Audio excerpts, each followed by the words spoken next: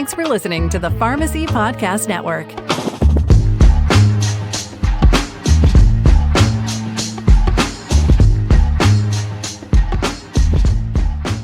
Hello pharmacists, I'm Katrina Azer, a busy mom, pharmacist, board member, writer, podcaster and CEO of the Australasian Precision Medicine Academy, where I teach pharmacists and doctors how to bring pharmacogenomics to their practices. But you know what? It wasn't that long ago that I lacked the confidence and clarity to focus on growing my pharmacy career. Fast forward a few years and many failed attempts, and you'll see the pharmacy career I have today. One that gives me more freedom and fulfillment than I ever thought possible. One that only existed in my daydreams. So I created the PharmExcel podcast to help give you, my dear pharmacist friends, simple and actionable insights to excel in your pharmacy career too. Insights that are not only clinically relevant, but that will grow your mindset and help you see past the four walls of the status quo of pharmacy practice. So, if you're an ambitious pharmacist who's ready to excel in your pharmacy career, you're in the right place, friend. Let's get started.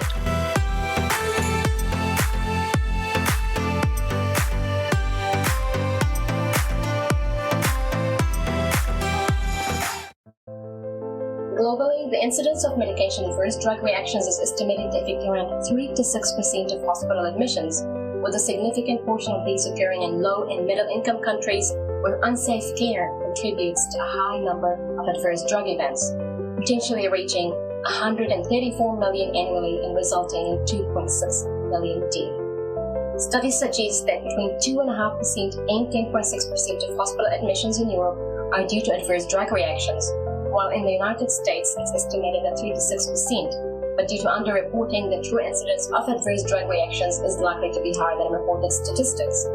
In fact, it is known to be the fourth leading cause of death in the United States. Factors like polypharmacy, medication interactions, old age are among those that contribute to this. But an often overlooked factor is the patient's genetics.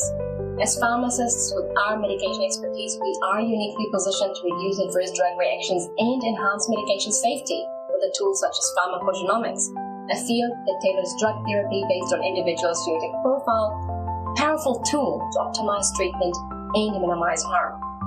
Pharmacists are the medication experts at the forefront of patient care, bridging the gap between pharmacogenomics and its practical application. By integrating pharmacogenomics into clinical practice, we can personalize therapy, reduce trial and error prescribing, and ultimately improve patient outcomes. But what does it take to adopt pharmacogenomics in clinical pharmacy practice? How can we navigate its implementation? And what skills do we need to drive this transformation in healthcare? Join me today for an amazing discussion with my guests. Hello everybody, welcome to another episode of the PharmExcel podcast. Today I'm joined by two experts who are actively shaping the future of precision medicine and pharmacy practice. They'll share insights on how pharmacists can embrace this field, overcome barriers, and become champions of precision medicine in their communities. Pharmacogenomics is not mystique or sci-fi. This is something that is happening and we need you on board. So please stay with us through this podcast and we'll share some valuable insights. Let us welcome our guests for today. I'll hand over to Christine. Christine, let us know about yourself. Sure. I'm Christine Ashcraft. I have now been in pharmacogenomics for 25 years. Started my foray in 2000 at one of the first CLIA-accredited labs to offer testing in the country, and it's long past time that this is standard of care. Absolutely. And then we hand over to Burns. Burns, let us know what you're all about. Sure. Dr. Burns Blacksall. My first exposure to pharmacogenomics was in the mid-90s during my PhD training. When we found one of the early genetic mutations that meant people failed a clinical trial for a beta blocker. And I've been using genetics to identify novel diagnostic therapeutics ever since. Really passionate about implementing precision medicine in health systems and with providers. And really key to our podcast today is democratizing pharmacogenomics for all, because I think that's the goal. Brilliant. So Burns, I am a pharmacist and I have no idea what this big, long word means. Can you tell me a little bit about it and why it is important right now? Yeah, absolutely. It's a great question. quite often we get scared when we hear words we don't know because we think we're smart, pharmacists or pharmacologists like myself, or physicians, providers. Pharmacogenomics sounds really big, but it really just means making sure that your DNA matches your medications. So I think a really sobering fact is that in the United States, for example, the fourth leading cause of death after cardiovascular disease, cancer, and stroke is actually adverse drug events. So our intent to treat is often, sadly, a cause of death if we don't pay attention to the way that not only drugs interact with each other, but how they interact with our genes. And as a patient receives a pharmacogenomic test, and a pharmacist, we believe pharmacists should be central to this, optimizes not only the drug-drug, but the drug-gene interactions, we can really optimize outcomes. And we may have a chance to talk later in the podcast about a number of publications that we and others have had showing that it can truly not only optimize outcomes, reduce ER visits, hospitalizations, but also reduce cost of care. Absolutely. And Christine, tell me, what is the biggest myth you hear pharmacists or health practitioners say about pharmacogenomics that holds back people from implementing this in practice? I think to your point, a lot of people are like, ooh, big scary word. I don't have the training or understanding. I didn't learn about this. And I would say if people have an understanding of drug-drug interactions, then they intuitively understand drug-gene interactions. The FDA and drug development guidance for decades provided a list of drugs to make a patient as if they were a poor metabolizer or an ultra-rapid metabolizer. You may remember from pharmacy school. Inhibitors and inducers, either potent or moderate, and having pharmacogenetic variations are essentially like having inhibitors or inducers that can never go away. This is a very simple, natural extension of what we do. And I think sometimes people get bogged down in the star 1, star 4, cytochrome B450, 2D6. Sure, there's a lot of terminology, but at the end of the day, I like to, maybe slightly oversimplify it, but we are pretending everybody has 2 lanes of mainly these cytochrome highways that process medications, when genetically some of us have 1 lane, 3 lanes, or no lane at all. And having that information really helps us optimize drug and dose selection. That is such a great way of putting it, because a lot of pharmacists do get overwhelmed by that. And I think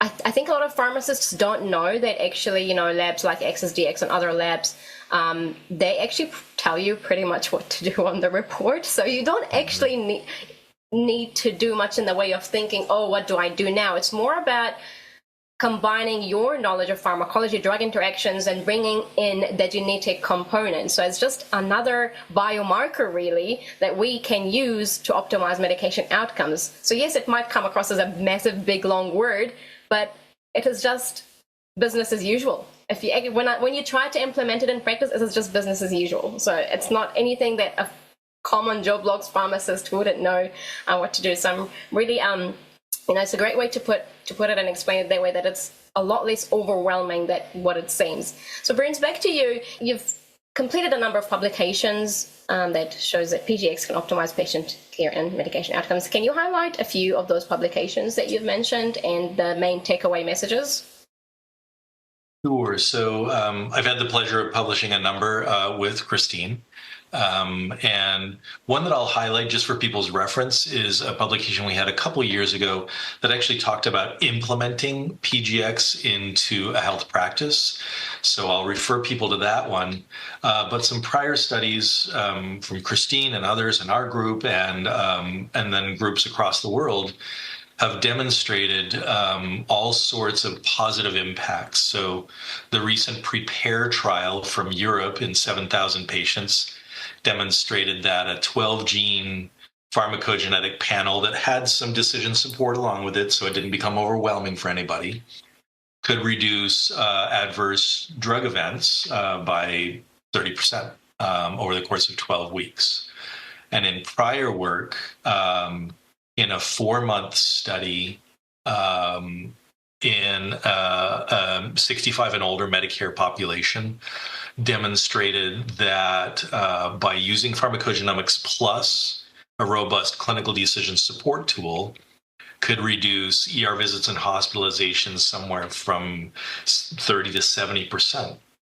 And there was an in-home study done as well where it showed that it could reduce, again, ER visits, hospitalizations, and even cost of care quite dramatically.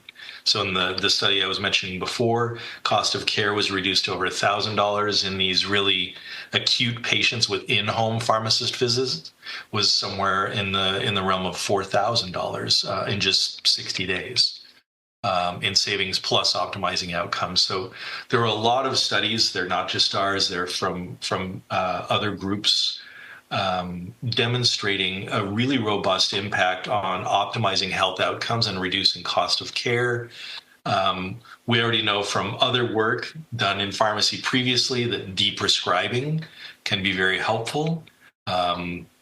I'm sure all of us, if listening, if we've done anything with care of patients and their medication lists, know that it's not uncommon to see a patient who has 13, 20 medications prescribed by 8 to 10 different providers. And again, this is where we believe that pharmacists are really key as that central nexus of optimizing medication management using drug-drug as well as drug-gene interactions to optimize care across the care team. And you've worked with a group of pharmacists at Christ's Hospital, I believe, and you're going to tell us all about that project and exact steps of how you did that so that other pharmacists can do it too inside the ElevateRx.live summit. So people who join us, and I'm going to put a link to that in the podcast notes for those interested in pursuing pharmacogenomics in their practice.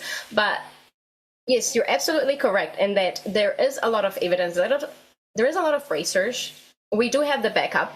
That brings me to the challenges. Do you think, either of you, is this purely just a case of this is not reimbursed, or what do you think are the real barriers here? I believe, obviously, awareness and education is one big barrier, and this is exactly why we have the ElevateRx Pharmacogenomics Summit coming up on April 12th, 12 p.m. to 6 p.m. But what else? Where is the problem? Yeah. I think it's a multi-pronged problem, like many problems are. So reimbursement is an issue, but Medicare in the States has covered pharmacogenetic testing aligned with CPIC and FDA guidance since 2020. Thanks to biomarker legislation, commercial and Medicaid has followed suit with that coverage in 20 states and growing. So that's starting to be addressed. You also have the education issue.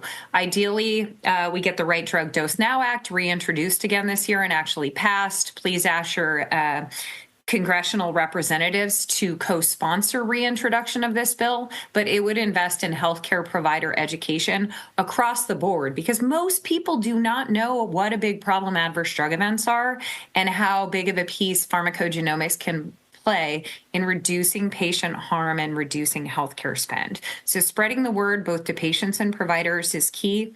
The other thing, though, is technology. I have been involved in UScript clinical decision support in some iteration for a very long time. And that came about because I used to be in charge of sales and marketing for one of the first labs to offer testing. And of course, our providers will be like, well, how do I know who to test? How do I know how to act on that? And integrating something in the clinical workflow that says, hey, test this patient, it would be helpful. Hey, this is how you very quickly find another drug that would be more appropriate to them or understand how to adjust the dose. It's great to, have reports or drive people to clinical decision support in an ordering portal that they can access through the lab. But the ideal thing is to put it in the workflow. And that's another thing that the Right Drug Dose Now Act would do. Hit the easy button. Make it easy for people to leverage tools that can help us improve patient safety and care.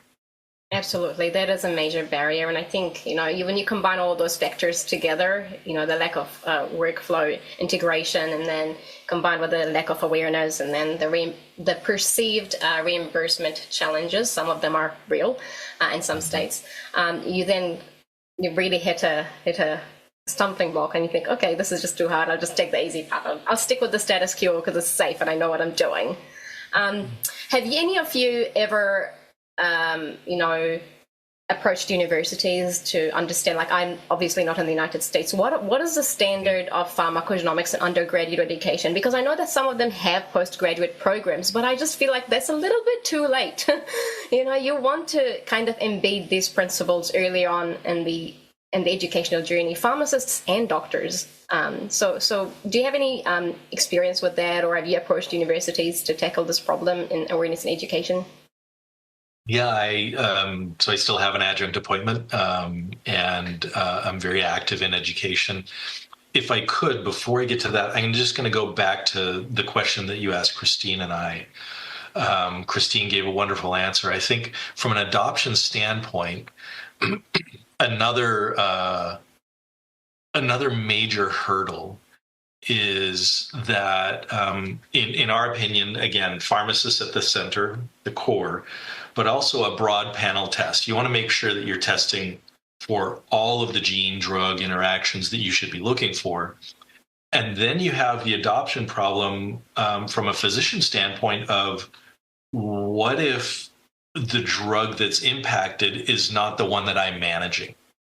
Mm-hmm. What's my liability there? Yeah. And then that becomes a real sticking point for the adoption as well, because they don't want that liability of managing a medication. Mm-hmm. Yeah, perceived liability. Thank you, Christine. So back to the education standpoint, we have significant challenges because right now pharmacogenomics is not even part of medical school curricula. And even in pharmacy school, it's a relatively minimal part of most curricula. So I would love to go back to the earlier stages of undergrad education or even high school. And I do get invited to participate in those on a regular basis. I would love for the education to be for everyone, and I would love for it to start early. But I think right now, just having the efforts of getting it into medical school education so that when you as the pharmacist are speaking with the physician, that their training has actually included what you want to talk about. So I love the idea of education, and Christine and I and others have all done a lot of advocacy work and work on this Right Drug Dose Now Act that Christine has worked on fervently for quite some time now.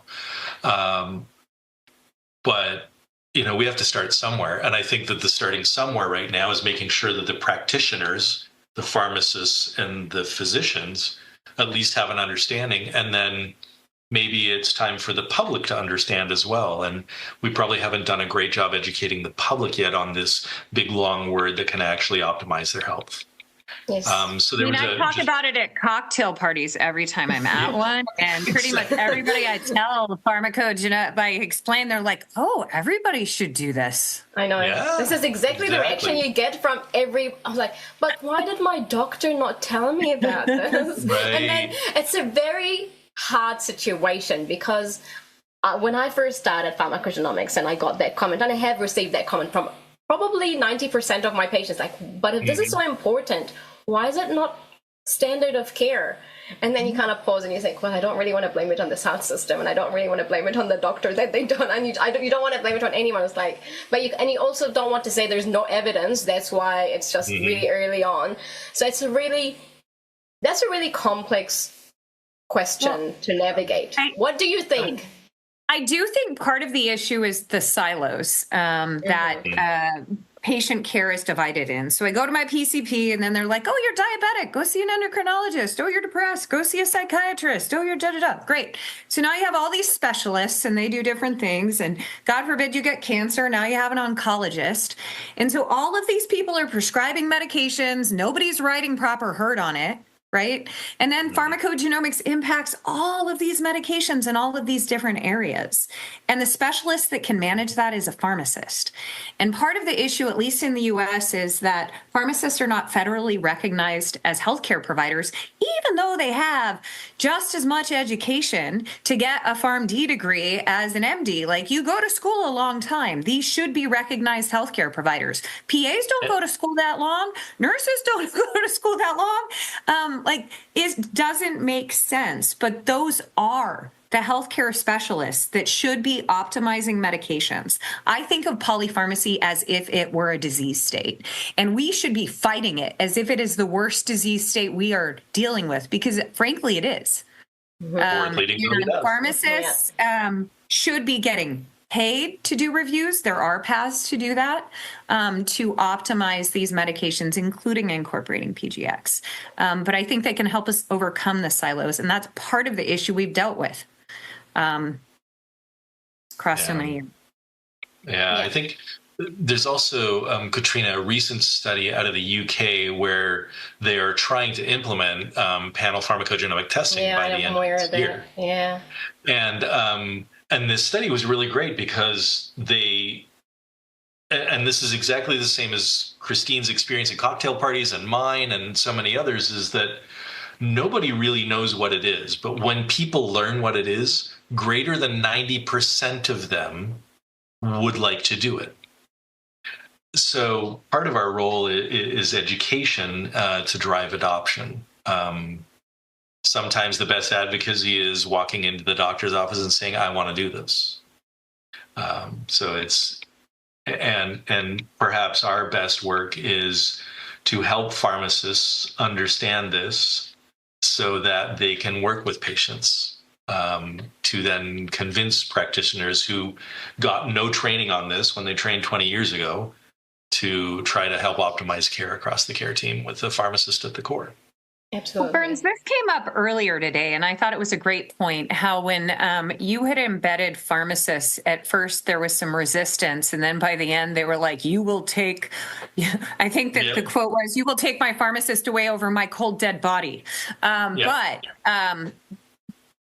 all healthcare providers are burnt out. Like, pharmacists can help with this burnout issue. They can come in and help reduce burden and optimize care, and we need to remove that. Like, this behooves everybody. It helps the healthcare providers. It helps the patients. It doesn't make any sense that there are barriers to enabling pharmacists to do this more broadly. You know, I think you've hit the nail on the head, because I don't think it is so much like, we've discussed the awareness and education piece, but there is the empowerment piece that pharmacists need. And not wishing to promote the academy that, you know, that I've put together, but so the academy has 3 parts. The clinical knowledge, which is part 1, part 2 and part 3 are purely business empowerment. This is how you go out and speak about PGX to the communities. This is what you say to the doctors. Here is a presentation with all the data. This is exactly what you need to say. So it's like, and sadly, when you have been through, 6-7 years of university, you kind of get used to being spoon-fed everything. Like, I think this is what pharmacists are kind of looking for, the empowerment phase. You can actually do this. This is your expertise. This is within your realm. But this is also how you do it. This is step by step how you approach this, which is really something that we're trying to do with the event that we've created. But yeah, like you said, pharmacists need to be empowered to help doctors with burnout. And I think part of it is also, you will probably come across in pharmacy, there's a lot of tension between pharmacists and doctors. So it's not often something that can easily be overcome. Like, if you can just get in through the door, that's a huge step. Now you build that relationship. And I think that's actually really important point, is you don't go attacking them with PGX straight away. You kind of have to build that relationship, showing them the value of pharmacists, of medicines reconciliations, of medication reviews and CMMs and all that. And then you bring in PGX, because if you approach it from the start, it's going to be, oh my God, like, this is just far too complicated. I can't do all of this. You can't send me a report with 300 recommendations on it. What do I do with this sort of thing? Mm-hmm. Yeah, and Katrina, we'll talk about it more during the Elevate Our Summit, but that was exactly our experience. Our pharmacists were introduced simply for hypertension, diabetes, medication management for nearly a year before we introduced the word pharmacogenomics, because you need to build that relationship. So part of the goal is education and developing the relationship of trust to where the provider doesn't feel threatened by a pharmacist stepping on their territory. and ultimately, like Christine mentioned, comes to see the value of the pharmacist because they can do they get 5 times the training any physician does in medication management for a residency trained pharmacist. So sooner or later, providers can appreciate the benefit of that in their practice, and like Christine and you were both saying, reduce the burnout that is happening across all clinical care. Absolutely. And I'm a pharmacist and I work in a community pharmacy setting, and I feel like this is far too complex to implement in community pharmacy. What are your opinions? What do you think? Oh boy, that's an interesting question. Drug interaction management in clinical pharmacy? As I said earlier, it's the same thing. If you can manage drug, you can manage drug gene, you can manage multi-factor. UScript, clinical decision support tool, we used to have a team of pharmacists, and they created these personalized prescribing reports based on genetic test results and the medications and herbals and over-the-counters a patient was taking, things like Beer's criteria, smoking. And it used to take about 20 to 30 minutes on average for our pharmacists to create these personalized recommendations when patients were tested. We kept upgrading and improving UScript and automating things, and we brought our time down to 2 to 3 minutes per patient, on average taking almost 9 medications to provide personalized guidance to providers to help optimize that patient's care. It's so incredibly helpful. Even when you automate the heck out of things, you still need a pharmacist to go, hey, we need to change this medication, or maybe we can stop it. This patient's been on it for 6 years. It hasn't done a thing. Why are they even on it at all? Stop. Or, hey, we need to find an alternative medication. These 2 are the best options, or this one is the best option. That piece in there, it saves time, it improves care. But those kinds of tools, they're there to make life easier. They're useful. Absolutely. And let's round it up with the last question. If a pharmacist is sitting on the fence about attending the ElevateRx Pharmacogenomics Summit, what would you tell them? We're cool. Absolutely. You need to join because we're cool. Yeah. Come hang out with the cool kids.